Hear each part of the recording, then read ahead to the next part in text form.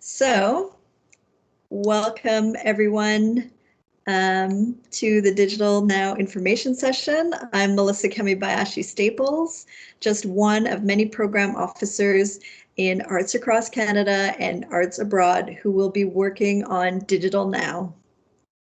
Again, I remind you to please turn off your cameras, although I love to see your faces, to facilitate our ASL interpretation. Let's get started. So this will be a 30 to 40 minute presentation that gives you an overview of Digital Now. More detailed information can be found on our website at canadacouncil.ca. There are two ways to get to the Digital Now info. You can select the COVID-19 banner at the top of the landing page, which will take you to a list of COVID-related support available, which includes Digital Now. You can also access this information at the top left hand by selecting the funding tab, then strategic funds and initiatives, and Digital Now is the first selection. So today we will start with some basics, what Digital Now is, who is eligible, when are the key dates, how to apply, and although we won't be taking live questions during this session, we will be answering the most common questions that we have received through the Digital Now inbox, which is digitalnow@canadacouncil.ca. And just to give you an idea of in advance of some of these questions that we will get to, just so that you know about timing, do I wait till the end? It will be questions related to profiles. What about individuals? Can you apply to the regular programs and this initiative with the same project? Artist contracts, monetization, what is that? And CORE, what is eligible for CORE recipients? So let's get started. First and foremost, with an Indigenous land acknowledgement. The Canada Council for the Arts acknowledges the land on which our offices are located and from where I am speaking to you today is the unceded, unsurrendered territory of the Anishinaabe Algonquin Nation, whose presence here reaches back to time immemorial. The Council recognizes the Algonquins as the customary keepers and defenders of the Ottawa River watershed and its tributaries. We honor their long history of welcoming many nations to this beautiful territory and uphold and uplift the voice and values of our host nation. Further, the Council respects and affirms the inherent and treaty rights of all Indigenous peoples across this land. The Council has and will continue to honor the commitments to self-determination and sovereignty we have made to Indigenous nations and peoples. The Council acknowledges the historical oppression of lands, cultures, and the original peoples in what we now know as Canada, and fervently believes the arts contribute to the healing and decolonizing journey we all share together. So, what is Digital Now? As announced in the economic statement released in fall 2020, the federal government is investing an additional $181.5 million in the Supporting Arts and Live Events Workers in Response to COVID-19 initiative. The Council is investing $116.5 million of this funding, $50.5 million in this one-time Digital Now initiative, and $66 million in two components of its Explore and Create program.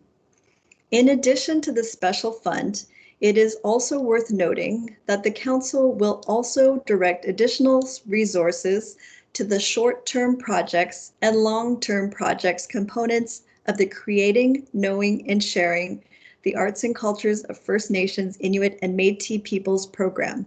This will ensure that Indigenous applicants receive increased support to match the additional federal funding in Explore and Create. But to be clear, Digital Now is not a regular Canada Council program.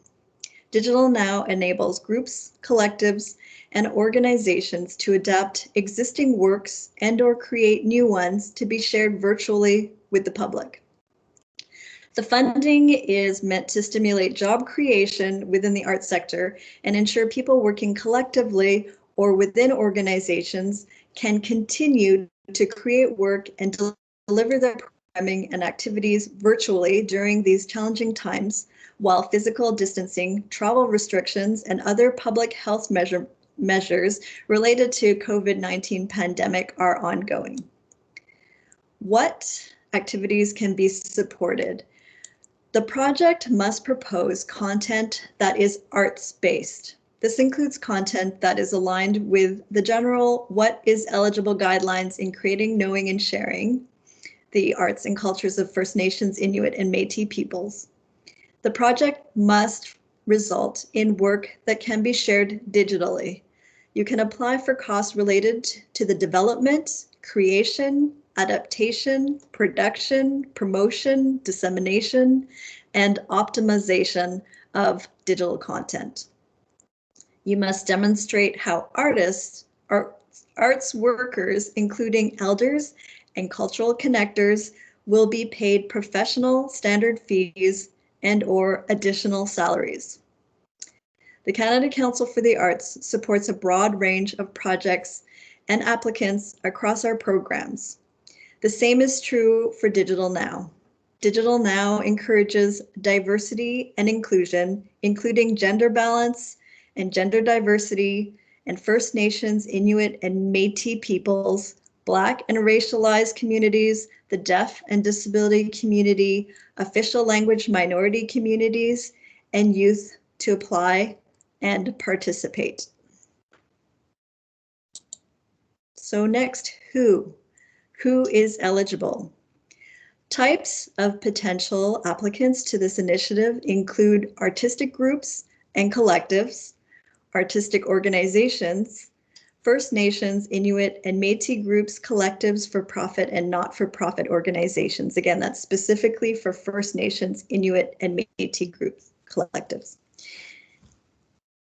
So for eligibility, the easiest thing for you to do is to apply is to go to the portal, the Canada Council portal, to determine a validated profile. So please refer to the portal to determine your eligibility. And yes, organizations receiving CORE are eligible to apply. This is not, however, for individuals, and we'll talk more about that later. Next, when? When are the key dates? So 2 key dates are important to keep in mind. There are 2 assessment groupings for applications submitted by the 31st of March, 2021, and for applications submitted by the 28th of April, 2021. Results, the notification of results, you'll see on our website, it states that the notification of results will go out at the end of July. This is the worst case scenario.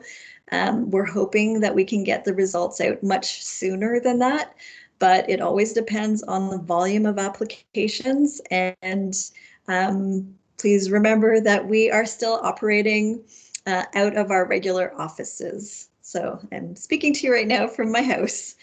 And all results from both groupings will be released at the same time, which means that even if you apply to the first intake, you will not be getting your results any sooner than those applying to the second intake. Another key date, projects must begin before December 31st, 2021. And keep in mind, the main phases of the project should be undertaken within 18 months of accepting the grant. The project must employ various artists and arts-related workers and pay them fees or salaries during the 2021 calendar year. But there's no specific end date required. So please note, expenses incurred prior to the application submission date are ineligible. So if you want to start your project right away, you might want to make sure to apply to the first intake. But please keep in mind that no funding can be guaranteed in advance. Next, how? So as usual, you need a valid profile in the Canada Council portal to apply.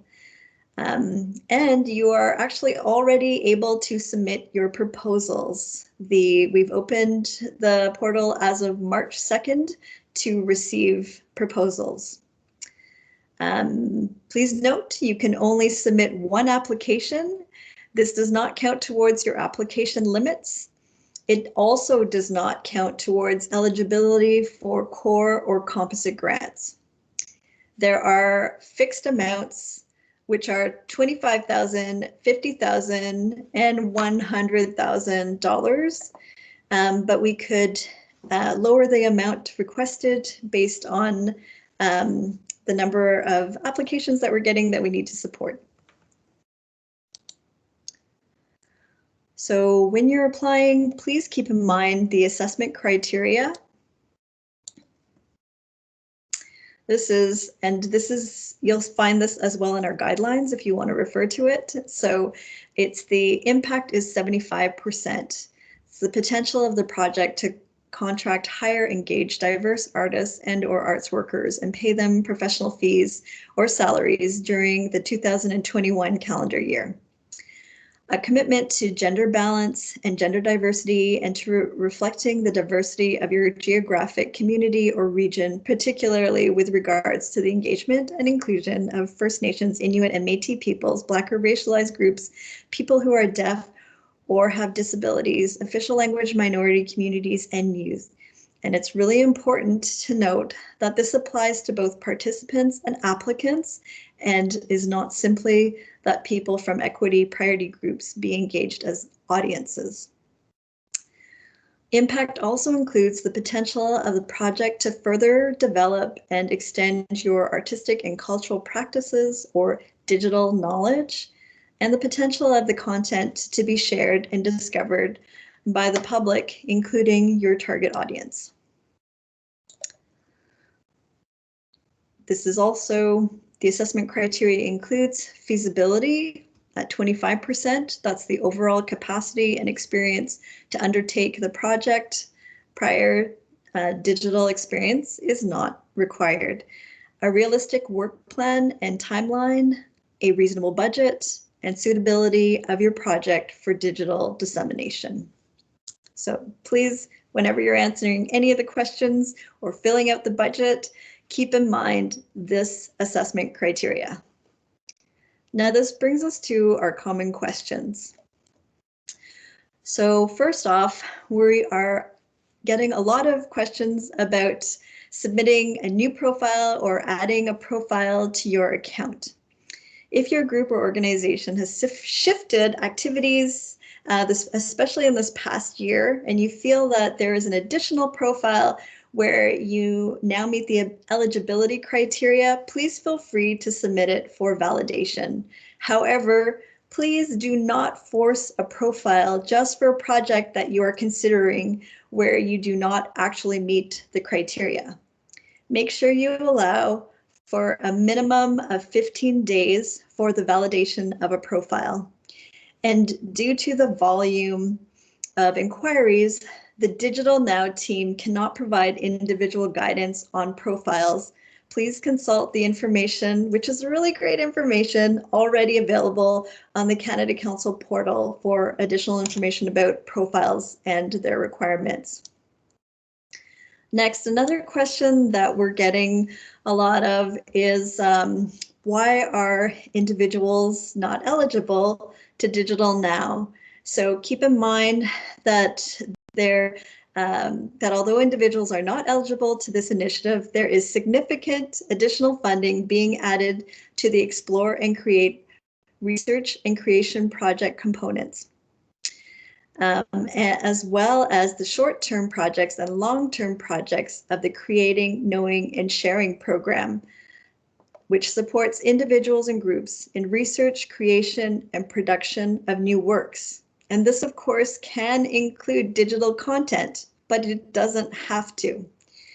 Furthermore, the Council will also ensure a similar success rate for individuals and groups in the creating, knowing, and sharing the arts and cultures for First Nations, Inuit, and Métis peoples. Keep in mind that creating, knowing, and sharing is designed according to an Indigenous-centered approach. It supports additional applicant types and activities, including capacity building and knowledge transmission, cultural reclamation, and more. So can you apply to the regular programs and this initiative with the same project? This is something that comes up often. Yes, you can, but keep in mind that regular program applications count towards your annual limit. That assessment criteria are different, so try to find the, try to select according to which one your project is most aligned to as far as the assessment criteria. Also, results might not be announced at the same time. And you cannot use regular council funds and Digital Now funds for the same expenses. So if you are applying to both, make sure your activities and costs associated to each application are clear and separate. Otherwise, if you are successful, you may have to decline one of the grants. That is, if you're successful in both, you might have to decline one if they seem too similar. Next. Participant and/or artist contracts. While you don't need contracts and formal engagements in place with all your collaborators for your application to be complete, please do not use the name of participants without their permission. In other words, please do not name drop.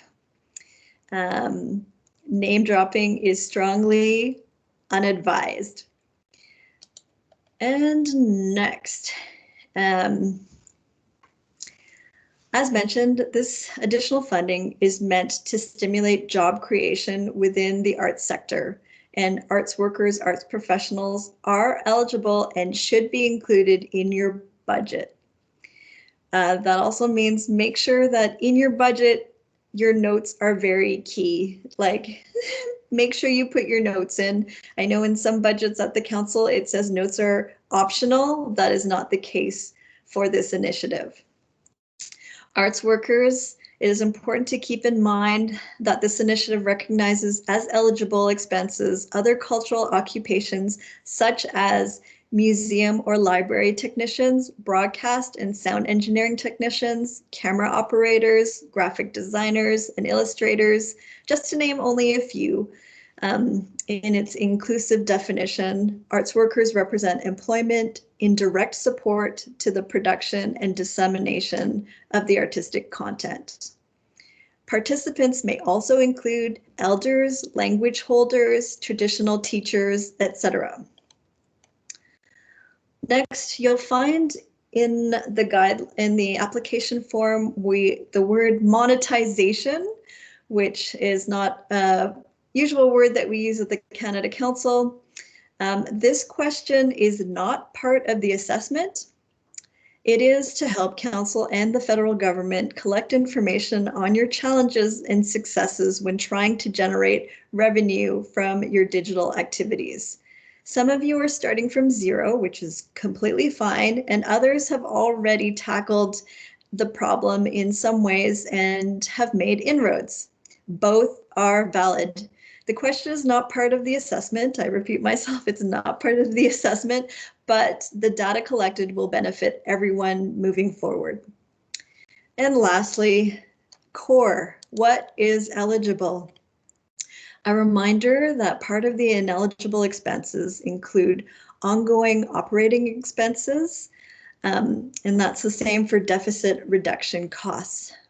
Expenses for which funding has already been granted by the Canada Council or another funder, which includes your core grant. Being on payroll or not on payroll is not a defining factor, but everything that would be considered part of your regular operations is ineligible. Again, This is for core grant recipients. The goal here is to stimulate hiring of people in the arts sector who do not have work. And it is important to keep in mind that this funding is in complementarity with the other current ongoing support measures in place, such as the Canada Emergency Wage Subsidy. However, nothing prevents you from working with familiar collaborators or to adapt existing work.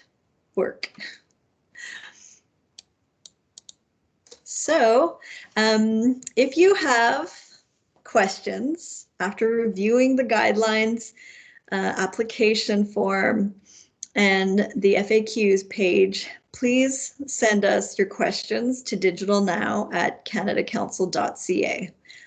If you send us a question, make sure to ask very specific questions and please consult the automated reply as we have included the most frequent questions. We will continue to update the facts page as we receive new questions. Due to the level of inquiries that we are receiving, we may not be able to respond within our normal service targets. It could take up to 3 working days to receive a response, so please be patient and send your questions early. Thank you very much for joining us. That's all for today.